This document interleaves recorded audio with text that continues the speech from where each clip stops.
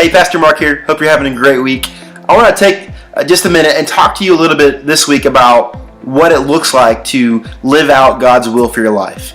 This is probably one of the most mysterious parts about the Bible and about our Christian walk is how do I know God's will for my life?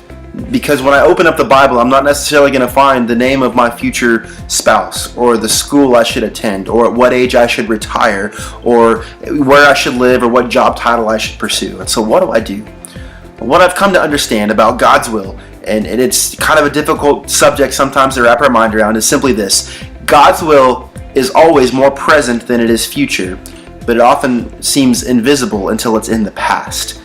So what I mean by that is that God's will is around us unfolding constantly, so it's more right now than it is down the road. We often look down the road, what is God's will for me in 5 years? Well, we don't always know and understand that, and we don't necessarily need to look 5 years down the road because the truth of the matter is it's unveiling around us constantly, but it often seems invisible until it's in the past. We've all heard the phrase hindsight's 20/20.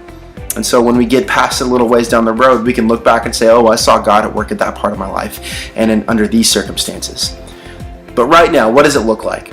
Well, when it comes to God's will is more of a journey than it is a destination. I don't know that I'm ever going to arrive at the destination of God's will for my life. But as I journey with God, I will eventually wind up the place that I wind up in the circumstances that He is leading me to.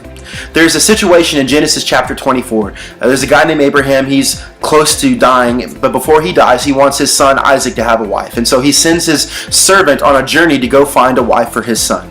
And what's interesting is that the servant said this, when he finally arrives at the town that he's supposed to be at, and he finds the woman that God has set aside for Abraham's son to marry, this is what he says in Genesis 24, verse 27. He says, "As for me, being on my way, the Lord has led me." And you know what's interesting about that to me is that God didn't lead him until he was on his way. What I've come to understand is that God's will for our lives is not going to be found by seeking God's will. God's will is going to be found in our lives as we seek God, the giver of the will. God's will is what you and I will typically miss out on while we're sitting around obsessing over God's will. And so moving forward, how do we know what it looks like to honor God in the present and to live out His will right now? Well, Proverbs chapter 3, verses 5 and 6 gives us a pretty good explanation where it tells us, "Trust in the Lord with all your heart and lean not on your own understanding, but in all our ways acknowledge Him and He will make our paths straight." And so in everything that we do, if we acknowledge God, He will direct us, He will lead us, and when we walk in His ways, He will lead us in His will. And so as I walk, I acknowledge Him, then He directs my paths. I envision this working best, picture a bicycle. You're riding a bike or you see a cyclist, they're out there, the bike is being powered by their legs, but in this scenario, it's being steered by God. Well, how does God steer us and direct us as we are on our way? Well, He does it. This is the cool part. He does it through our thoughts.